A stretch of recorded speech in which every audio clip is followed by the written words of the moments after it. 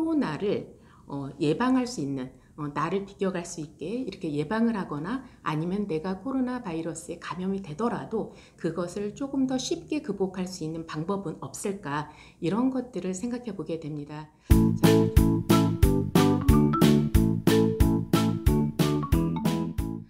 코로나19 바이러스 유행이 장기화되면서 전 세계의 사회, 경제, 의료계 전반에 걸쳐 큰 영향을 끼치고 있습니다. 그리고 그 세상에서 살아가고 있는 우리 한 사람 한 사람이 또한 나에게 그 바이러스가 감염이 되면 어찌할까 걱정하면서 살아가고 있는 것이 또한 사실입니다. 그런데 모든 사람들이 똑같이 위험한 게 아니라 유독 평소에 그 허약자들, 그리고 그 질병을 앓고 있는 분들, 이런 분들은 고위험군으로 구분을 해서 특히 더 조심하라고 이런 말들을 하게 되는데요. 그렇다면 반대의 측면을 생각해 본다면 평소에 건강했던 사람, 평소에 건강 관리를 잘 했던 사람들은 아무래도 그 위험군에 비해서는 조금 더 쉽게 지나갈 수도 있다, 이런 말이 될 수도 있을 텐데요. 그렇다면 이 코로나를 예방할 수 있는, 나를 비껴갈 수 있게 이렇게 예방을 하거나 아니면 내가 코로나 바이러스에 감염이 되더라도 그것을 조금 더 쉽게 극복할 수 있는 방법은 없을까, 이런 것들을 생각해 보게 됩니다. 자, 그 중에서도 오늘은 제가 산화질소와 코로나19 사이의 어떤 관계, 또는 이 산화질소 요법을 통해서 바이러스의 문제를 좀 더 쉽게 넘어갈 수는 없을지, 이런 부분에 대해서 말씀을 드려보도록 하겠습니다. 우선 산화질소가 우리 건강에 어떤 영향을 끼치는지 이것을 알기 위해서 산화질소가 무엇인지, 산화질소가 하는 역할이 무엇인지에 대해서 간단하게 알아보도록 하겠습니다. 산화질소라는 것은 내 몸에 존재하는, 내 몸에서 분비하는 물질입니다. 그래서 일산화질소, 질소 하나와 산소 이렇게 한 분자씩 만나서 이루어진 NO, 산화질소라는 이제 분자인데요. 이 산화질소가 내 혈관의 내벽에서 분비되었을 때는 혈관을 확장해주고, 혈관이 확장이 되니 혈액순환이 잘 되고, 그러면서 혈관 내에서 혈전이 잘 생기지 않게 하는 그런 역할을 하게 됩니다. 그래서 혈관 내벽에서 분비되어 이렇게 혈액순환과 관련하는 작용, 이것이 가장 주된 작용이고요. 두 번째 물질은 우리 몸의 온 몸에 걸쳐서 뇌부터 말초신경에 이르기까지 그 신경세포에서 분비가 되어 그 신경신호의 전달을 용이하게 하는 신경신호 전달 물질로서 작용을 하게 됩니다. 그래서 신경신호가 뇌에서 잘 일어나게 한다면 어떤 기억이나 학습, 아니면 호르몬 분비 활동, 그리고 수면, 이런 것들에 관여를 하게 되고요. 폐에서 작용을 한다면 폐동맥이 원활하게 이완 수축 과정을 거치게 한다든지, 또는 이런 것들을 통해서 뭐 폐동맥 고혈압, 또는 이제 COPD 또는 천식, 이런 질환들에 있어서 작용을 할 수가 있겠고요. 그리고 이것이 또 다른 이제 말초신경으로 간다 하면 어떤 신경통이 생기는 것을 예방해 준다든지, 어떤 감각이라든지 운동신경이라든지 이런 것들을 좀 더 예민하게 만들어 줄 수 있는 부분이라고 생각을 하고요. 그리고 세 번째는 그 백혈구에서 생성이 되어서 염증을 없애주는 그런 작용을 하게 되는데요. 그러니까 우리 몸에 염증이 생기면 그 염증을 해결하기 위해서 백혈구가 이제 그쪽으로 몰려가게 되는데요. 그때 그 백혈구에서 산화질소가 분비가 되면서 우리 몸에 침입한 그 바이러스라든지 세균, 이런 것들과 대항해서 싸우게 됩니다. 이렇게 산화질소의 역할은 크게 세 가지. 혈관에 작용해서 혈액순환이 잘 되게 하는 것, 그 다음에 두 번째는 신경세포에 작용해서 신호전달이 원활하게 일어나도록 돕는 것, 세 번째는 그 염증 부위에서 분비가 되어서 염증을 잘 해결해주는 역할, 이렇게 세 가지 역할로서 크게 구분할 수 있는데요. 그렇다면 우리가 코로나19 바이러스에 감염이 되었다, 또는 코로나가 아니더라도 바이러스에 감염이 되었을 때 가장 많이 나타나는 증상들은 이제 기관지라든지 편도라든지 폐에 염증을 일으키면서 그 염증으로 인해서 고열이 나고, 그리고 그 염증이 지속되는 시간이 길어지면서 그 세포들이 이제 죽어가게 되죠. 이렇게 바이러스가 진행되는 가운데 내 몸이 이렇게 망가지는 어떤 그 모습을 말씀을 드렸는데요. 그렇다면 거기에다 이 산화질소의 작용을 대비해서 본다면 평소에 혈액순환이 잘 되는 사람들은 내 몸에서 에너지 대사율이 올라가고, 혈액순환이 잘 된다는 것은 우리 몸의 세포에 산소와 영양을 잘 공급을 해주기 때문에 에너지 대사율이 올라가면서 체온이 상승하게 됩니다. 체온이 상승하면 우리 몸에서는 바이러스가 사실은 그 힘을 잘 발휘하지 못해요.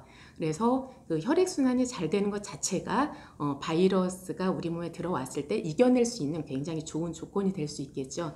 그리고 두 번째로는 이게 폐세포에 작용을 해서 우리가 숨이 차거나 어떤 이제 염증 물질이 생겼을 때 그것을 잘 배출하고, 그리고 폐가 편안하게 이제 호흡을 할 수 있도록 도와주는 작용을 한다고 했는데요. 그렇다면 이 코로나 바이러스로 인한 그 직격탄을 폐에서 맞이한다고 했을 때 이 산화질소가 직접적으로 저는 도움을 줄 수 있다라고 생각을 합니다. 그리고 세 번째는 그 염증에 작용을 한다고 했는데요. 그러니까 바이러스가 들어왔을 때 내 몸에서 즉각적으로 그 바이러스랑 싸울 수 있는 작동을 시작을 한다는 거죠. 그래서 제가 코로나19 바이러스에 대해서는 이런 산화질소요법을 써보지 못했지만 제가 그 아이들 넷을 기르면서 사실 그 감기나 독감으로 인해서 병원을 한 번도 가지 않았거든요. 그렇다면 뭐 감기를 한 번도 걸리지 않았냐, 이제 그럴 리는 없겠고요. 이제 독감을 걸렸을 때에도, 그러니까 저희 아이들이 이제 셋이 동시에 독감을 걸린 적이 있었어요. 그랬는데 그때 제가 이 산화질소가 그 이제 생성되는, 그러니까 콩이라든지 마늘이라든지 이걸 발효시켜서 산화질소를 함유한 그 액상으로서 한약을 달여서 그 약을, 그러니까 평소에 감기를 치료하는 그 한약을 달이는데 산화질소를 함유한 그 액상으로 달인 거죠. 이렇게 해서 투여했을 때 그 하루 만에 열이 뚝 떨어지고 이틀 또는 3일, 그리고 저희 큰딸이 가장 늦게 나왔었는데요. 4일 만에 그게 완전히 치료되는 모습을 제가 본 적이 있습니다. 이처럼 충분히, 그러니까 평소에 감기라든지 독감이라든지 이런 것들을 한약, 그리고 산화질소를 함유한 한약일 때는 효과가 좀 더 빠른 것을 보았고요. 이런 것들을 통해서 충분히 극복할 수 있는 것들을 제가 지금까지 여러 번 경험을 해왔거든요. 그런데 이제 코로나19 바이러스는 감염력이 워낙 강해서 이것이 감염을 되었을 때는 한의원으로 뭐 내원할 수 있고 이런 형편이 안 되기 때문에 제가 뭐 그것을 치료한다라고 말을 할 수는 없지만, 그렇다면 평소에 산화질소가 내 몸에서 충분히 생성되게 그 환경을 마련해 준다면 코로나19를 넘어가는 데 있어서 쉽게 갈 수 있다. 저는 지금 그 얘기를 하고 싶은 거예요. 제가 이 산화질소요법을 통해서 코로나19 환자 다 오세요, 제가 치료해 주겠습니다, 이제 그런 것들이 아니라 이렇게 평소에 내가 산화질소를 내 몸에서 많이 생성되게 하고 충분히 분비되게 해서 바이러스가 침범해 온다 하더라도 그것을 충분히 이겨낼 수 있는 그런 지혜로운 모습을 우리가 가졌으면 좋겠다, 이런 생각을 하게 되는데요. 그렇다면 이제 산화질소를 내 몸에서 어떻게 하면 증진시킬 수 있나, 이제 이런 얘기를 하는 게 당연하겠죠. 그래서 그 첫 번째 방법이 바로 운동입니다. 제가 그 코로나19 바이러스의 문제가 발생하기 시작할 때 염려되는 게 있었어요. 이제 사회적 거리 두기, 그리고 이제 내가 조금이라도 이제 증상이 있으면 무조건 집에 있어라. 그리고 고위험군에 있는 분들은 절대 외출하지 말아라. 이 얘기를 하다 보니까 환자분들이 이제 완전 공포증에 가까울 정도로, 특히 그 당뇨가 있다든지 어떤 이제 그 혈관 질환을 앓고 있는 분들은 아예 무서워서, 그러니까 한의원도 못 오고 마트에도 못 가고 그냥 집에만 있는 거예요. 그래서 이게 과연 옳을까?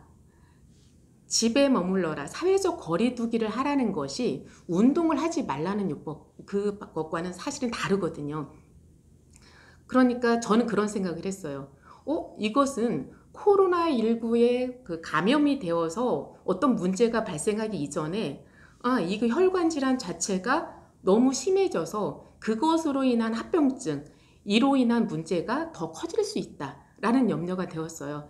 그것이 현실로 드러난 것이 어떤 노인분이 당뇨가 굉장히 심하신 분이었어요. 그랬는데 평소에는 운동을 워낙 열심히 하고 이제 활동적이신 분이어서 그게 그렇게 크게 문제가 안 됐던 거예요. 그냥 약을 드시면서 혈당 관리가 잘 되었는데 너무 힘들어서, 그러니까 집에만 있다 보니까 이제 너무 힘들고, 그래서 용기를 내서 이제 한의원을 오신 거예요. 이제 그동안 바깥 치료를 한 번도 안 하다가 한의원을 오셨는데 제가 깜짝 놀랐죠. 혈당을 재보니까 390이 나오는 거예요. 그러니까 공복 혈당이 100 미만이 나와야 정상인데 아무리 높아도 150을 넘어가면 안 되는데 이분은 390이 넘는 거예요.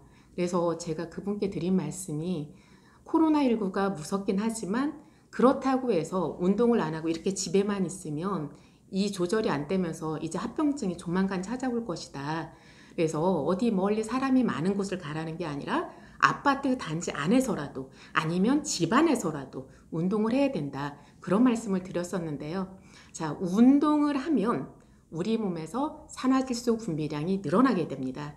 그래서 우리가 평소에 아침에 일어나면 몸이 뻐근하고 막 무겁고 움직이기 싫다가도 움직이다 보면 몸이 가벼워지는 것, 이런 것들을 여러 번 경험하셨을 거예요. 우리가 운동을 하면 혈관에서 산화질소 분비량이 늘어나면서 순환이 잘 되기 때문입니다.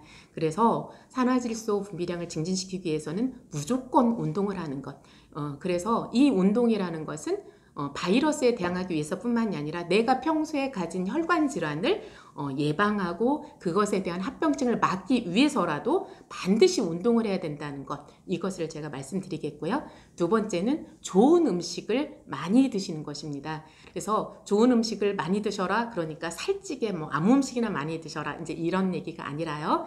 고기를 드시되 그것을 기름기가 없게 수육 형태로 삶아서 드시고, 그리고 채소를 되도록 많이 드시는 것, 이런 습관을 가지는 게 좋고요. 그리고 세 번째는 햇볕을 쬐이는 것입니다. 그래서 햇볕을 쬐이는데 창문을 닫고 쬐이는 것이 아니라 창문을 다 열어 젖히고 또는 그 벤치에 앉아서 이렇게 햇볕을 쬐이는 것입니다. 햇볕을 쬐인다는 것은 내 몸에 비타민 D 생성을 늘려서 뼈를 튼튼하게 한다, 이런 데에만 작용을 하는 것이 아니라 햇볕을 쬐이는 것 그 자체가 내 몸에서 산화질소 분비량을 늘리기 때문에 몸 컨디션이 좀 가벼워지고, 그리고 햇볕을 쬐이면 잠도 편안하게 자고, 이런 것들을 경험하셨을 거예요. 자, 그래서 오늘은 코로나19가 정말 걱정이 된다면 운동을 열심히 하자, 그리고 좋은 음식을 많이 먹자, 그리고 세 번째는 햇볕을 쬐이자, 이렇게 말씀드렸습니다.